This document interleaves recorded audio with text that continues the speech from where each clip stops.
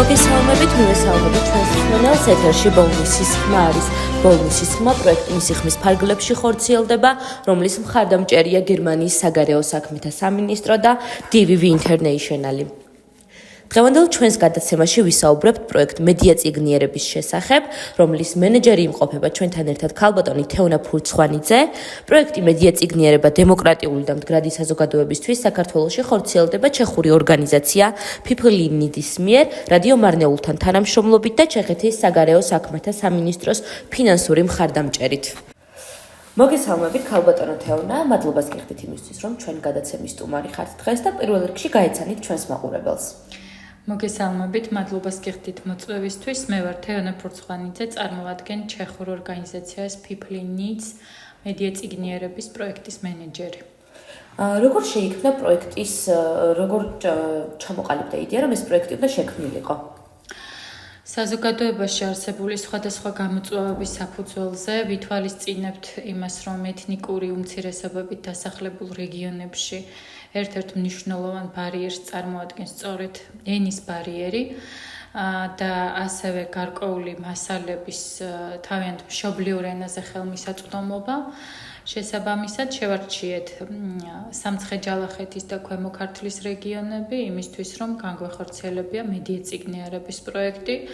კერძოდ გვისაუბრა ისეთ თემებზე, როგორიც არის ნამდვილი და ყალბი ინფორმაციის გარჩევა, პროპაგანდა, მანიპულაცია, დეზინფორმაცია და სხვადასხვა მნიშვნელოვანი თემები. ამ ყველა ასპექტს ერთად მოუყარეთ თავი და ჩეხური გამოცდილების გაზიარებით, რაც გულისხმობს სწავლებას დოკუმენტური ფილმების მეშვეობით, ეს არის OVIS-ის მეთოდოლოგია. შევეცადეთ, რომ ახალგაზრდებისთვის შეგვეთავაზებინა არაფორმალური გარემო და სივრცე, სადაც ისინი შეძლებდნენ თავიანთი აზრის გამოხატვას მშობლიურ ენაზე, აზერბაიჯანულად და სომხურად.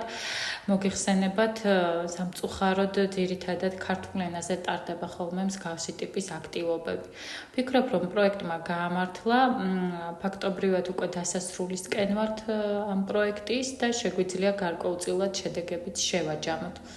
თუმცა ამ პროექტის ერთ-ერთი მნიშვნელოვანი და საკვანძო ღონისძიება, რომელიც ჩვენ გავაკეთეთ და დღესაც მასპინძლობთ, ეს არის დოკუმენტური ფილმების ფესტივალი.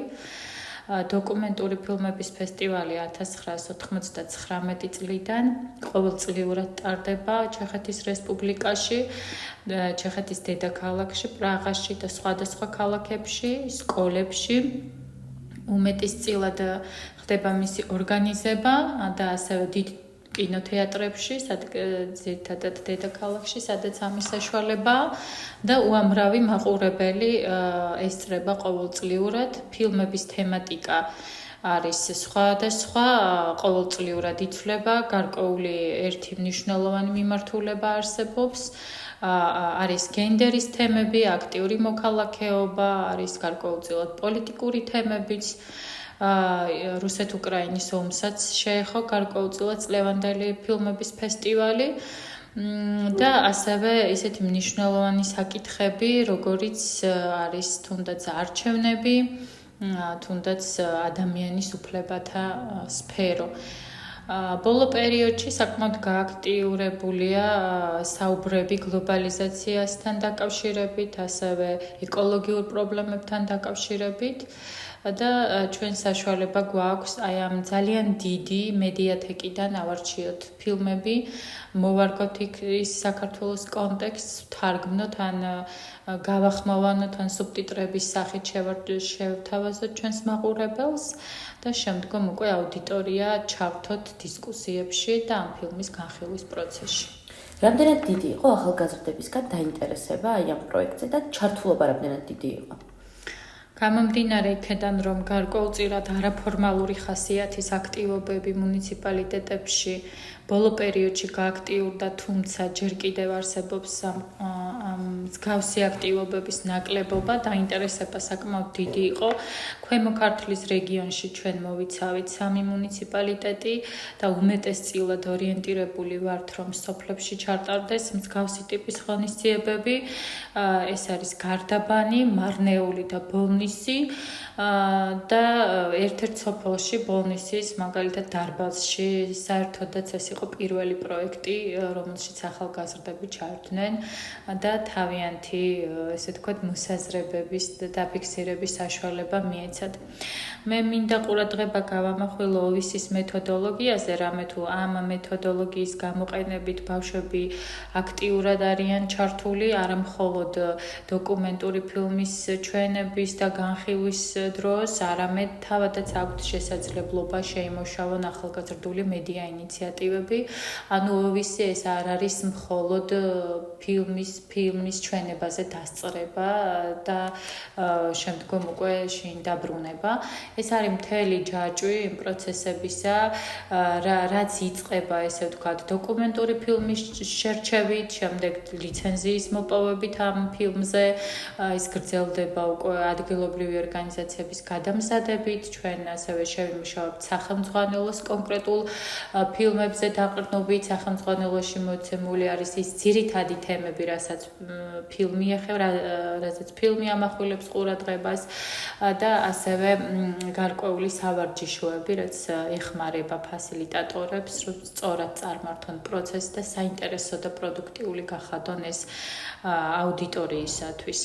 შემდგომ უკვე ყოველთვის პროექტში გვაქვს მცირე კომპონენტი, ფინანსური მხარდაჭერა ახალგაზრდებისთვის, რათა მათ თავიანთი იდეების საფუძველზე შეიმუშავონ და განახორციელონ თავიანთ თემში, თავიანთ სოფელში, სადაც ისინი დაიბადნენ, ცხოვრობენ და თან არსებობენ მათი საჭიროებებიდან და პრობლემებიდან გამომდინარე კონკრეტული პროექტები. ეს კომპონენტი ახალგაზრდებს განსაკუთრებით აინტერესებთ და მოსწონთ, რამე თუ ისინი ჩართული არიან შემოქმედებით პროცესში და თავადაც აქვთ საკუთარი სიტყვის თქმის უფლება და თავისუფლება. როგორც წეგან ახსნეთ, იმის ბარიერი არის ყველაზე დიდი პრობლემა ამ შემთხვევაში და როგორ ფიქრობთ, განათლების სივრცეში ესეთი არაფორმალური განათლების სახით რომ მიიღონ რაღაცა შეხვედრები თუნდაც ეს როგორც თქვენ ახლა ატარებთ, რამდენად დიდი გავლენა იქნება იმასთან, რომ ცოტა მაინც გადაილახოს ენის ბარიერის კუთხით ბავშვებში ეს პრობლემა. პირველ რიგში დასაძლევია ალბათ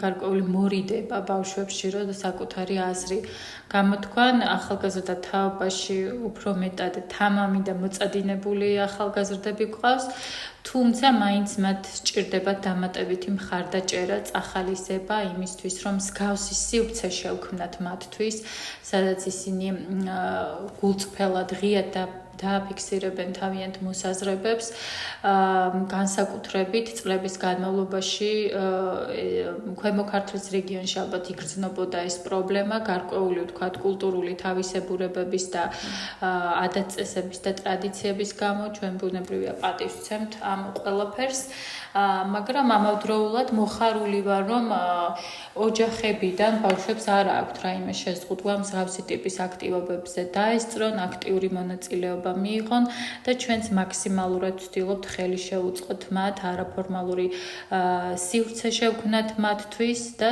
საშუალება ჰქონდეთ ნებისმიერ თემაზე ისაუბრონ ღიად და თამამად ჩვენს სივრცეში. პროექტის დასრულების შემდგომ თუ არის რაიმე გაგრძელება, რომ ამ ბავშვებთან ითანამშრომლოთ, როგორც ახსენეთ, წეგან რაღაც ფინანსური მხარე გაქვთ გამოყოფილი, რომ შემდეგ თავიანთ თემებში განახორციელონ რაღაც აქტივობები. ეს მიმართულება ჩვენ გათვალისწინებული გვქონდა პროექტში, ზაფხული საკმაოდ აქტიურად გაატარეს ჩვენმა ახალგაზრდებმა, იმიტომ რომ მათ მოამზადეს სიუჟეტები სხვადასხვა თემატიკაზე, მათ შორის გავიხსენებ, რომ გარდაბანში მაგალითად ნარჩენების მართვის პრობლემა არსებობს და ახალგაზრდებმა მოამზადეს სიუჟეტი ამ თემაზე, თავიანთი ინიციატივით და თავიანთი რესურსით, ტექნიკით. დღეს მოგეხსენებათ ძალიან პოპულარული არის მოქალაქეობა, აქტიური მოქალაქეობა და ზოგადად ციფრული მოქალაქეობა და ციფრული ჟურნალისტიკა დღეს თითოეულ ჩვენგან შეუძლია იყოს მოქალაქე ჟურნალისტი და ახალგაზრდებს ეს თემა ძალიან აინტერესებთ და კარგადაც გამოსდით, ვფიქრობ, ბევრ წარმატებულ ჟურნალისტს ტოლს არ უდებენ, ესე შეიძლება ვთქვათ. იმიტომ რომ ბავშვები ამაში ხედავენ, რომ რაღაც სასიკეთო შეიძლება საქმეები შეიძლება მოხვეს მათ ამ ინიციატივებს, მათი ხმა მივიდეს ადგილობრივ თვითმმართველობამდე, მუნიციპალიტეტამდე და თუნდაც ის რომ ერთით მეტი урна დადგან ან დროულად გაიტანონ იქიდან ნარჩენი, ეს იქნება ბავშვებისთვის ძალიან დიდი мотиваცია, რომ მათ პატარა აგური დადეს ამ სასიკეთო საქმეში. ასევე გქონდა გარკვეული პოსტერების კონკურსი, სხვადასხვა კონკურსები პროგრამის ფარგლებში, რაც თავად ახალგაზრდების ინიციატივა იყო და საშუალება ჰქონდათ სხვებსაც, რომ ჩართულიყვნენ ამ პროცესში. მათ მოიწადინეს და ისურვეს, რომ ჩაეტარებინათ ოვისის კომპონენტის გათვალისწინებით მედია წიგნიერების ვორქშოპები და სხვადასხვა სოფლებში გავიდნენ და ჩაატარეს ეს ვორქშოპები და იგრძნეს თავი ტრენერების და ფასილიტატორების ამპლუაში. ამისთვის ისინი ძალიან ემზადებოდნენ. მარნეულში დავესწარი ახალგაზრდების მიერ ორგანიზებულ ვორქშოპს, არაჩვეულებრივი პრეზენტაცია ჰქონდათ მომზადებული, მეტადაც ბევრი ახალი რამ გავიგე. Კონდათ გარკვეული თამაშები კახუთის გამოყენებით და მე მივესალმები და ზოგადად ჩვენი ორგანიზაცია მიესალმება მსგავსი ტიპის აქტივობებს. ეს არის სწავლების პროცესი, რაშიც ვფიქრობ, რომ ჩვენი როლიც საკმაოდ დიდია. რა თქმა უნდა, ბავშვების ენთუზიაზმის და ჩართულობის გარეშე არაფერი გამოვა, ამიტომ მე მინდა რომ მადლობა გადავუხადო თითოეულ ბავშვს, თითოეულ მონაწილეს ჩვენი პროექტისა და აქვე დავაანონსო, რომ 11 სექტემბერს გვაქვს დოკუმენტური ფილმების ფესტივალის შემაჯამებელი ღონისძიება თბილისში, ფაბრიკაში და დაინტერესებულ მსურველებს შეუძლიათ დაგვიკავშირდნენ ფიფლინიდის ოფიციალურ გვერდზე, ფიფლინიდ ჯორჯია, ესე არის ჩვენი გვერდი და მიიღონ მოსაწვევი ჩვენგან. ძალიან კარგი, ძალიან დიდი მადლობა იმისთვის, რომ იყავით ჩვენი მსმენელი სტუმარი. მადლობა იმისთვის, რომ ესეთ კარგ პროექტს ამხორციელებთ და ახალგაზრდებს ესე ეხმარებით და ესე უწყობთ ხელს, რაც დღეს ძალიან სჭირდებათ მათ მართლაც. უღრმესი მადლობა მოწვევისთვის. ქალბატონ თეონეს ძალიან დიდი მადლობა, ასევე დღეს ჩვენ შეგვიძლია გავესაუბროთ პროექტის ერთ-ერთ მონაწილე ახალგაზრდას და მოვისმინოთ მისგანაც თუ რამდენად კმაყოფილია პროექტით, რა ისწავლა ამ პროექტისგან და როგორ აპირებს პროექტში მიღებული ინფორმაციის გამოყენებას. მოგესალმებით, მე გახლავართ ნოემი სტაფაევა, 14 წლის ასაკის, ვცხოვრობ პოლონეთის მუნიციპალიტეტის სოფელ ნახიტორში, ვარ სოფელ ნახიტორის საჯარო სკოლის მე-9 კლასის მოსწავლე, აქტიურად ვიღებ სხვადასხვა პროექტებში მონაწილეობას. ძალიან კარგი, როგორ გაიგე პროექტ მედია წიგნიერების შესახებ? პროექტ მედია წიგნიერების შესახებ ჩვენ მოგვაწოდა ინფორმაცია კავკასიის იურიდიული ინტეგრაციის ცენტრის წარმომადგენლები, რომლის დროსაც ასევე მოგვცა საშუალება, რომ მოსული ვიყავით აქ და შეგვეძლო, რომ დაგვესრა ფესტივალის მსვლელობისას ტრენინგებში. ძალიან კარგი. როგორ ხორციელდებოდა ტრენინგები? რა ინფორმაცია მიიღეთ შენ ამ ტრენინგებიდან? ამ ტრენინგებიდან მივიღე ინფორმაცია ჩეხეთის სახელმწიფოს შესახებ უფრო მეტი ინფორმაცია. გავიგე, როგორ იყო იქ მოქალაქეობა, ხალხი როგორ იღებდა მონაწილეობას თავისი სახელმწიფოს გართული დღეობისათვის. გავიცანი ასევე ჩეხეთის საელჩო და ასევე პრაქტიკაში გამოვიყენე ჩემი ინგლისური ენა სხვა წარმომადგენლებთან ლაპარაკისას. მედია წიგნიერების შესახებ უფრო მეტი ინფორმაცია მივიღეთ, ვუყურეთ 3 ფილმს, რომლის დროსაც გამოსაღული იყო დემოკრატიის შესახებ, არჩევნების შესახებ და პრეზენტაცია ჰქონდა არჩევნების შესახებ, როგორ შეგვიძლია არჩევნებში მონაწილეობა და როგორ შეიძლება გავხდეთ უფრო აქტიური მოქალაქეები. ძალიან კარგი.